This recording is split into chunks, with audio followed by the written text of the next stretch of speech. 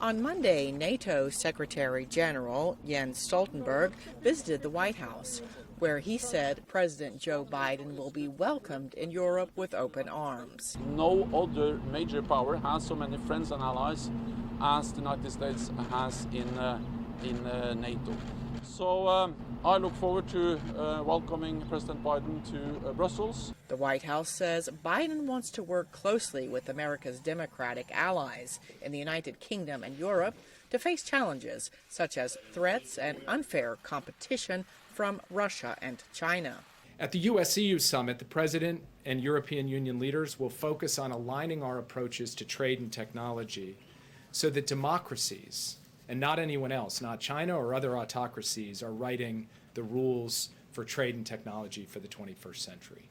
But foreign policy expert Brian Katulis says that regarding China, America's interests may not align with those of its European allies. Countries looking at the rise of China and its growth in the economy, looking at its technology and what it has to offer, and looking for ways to maintain ties with the United States, but also build ties with China. So countries like Germany, I think, will continue to hedge in a certain extent, not see eye to eye entirely with the United States. Katulis says Biden will seek to highlight the common values that the United States and Europe share and that Russia and China do not. This is his first trip as U.S. president, and I think going to the other center of sort of global democracies, Europe, is an important feature of this. And the multilateral meetings are important, but then some of the key bilateral meetings to watch, I think, would be the ones with UK Prime Minister, British Prime Minister Boris Johnson,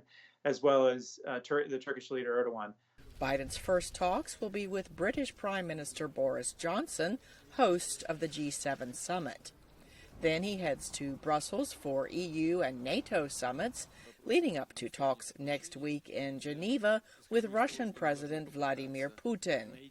He has promised to pressure both China and Russia on human rights abuses.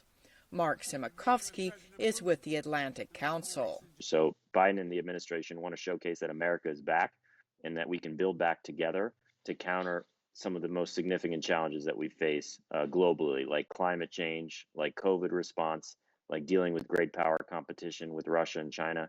So this administration, I think, knows it needs allies. Simakovsky and other experts say the U.S. is now entering a new phase on COVID-19, where it is turning its attention to helping the rest of the world come out of the deadly pandemic by sharing life-saving vaccines.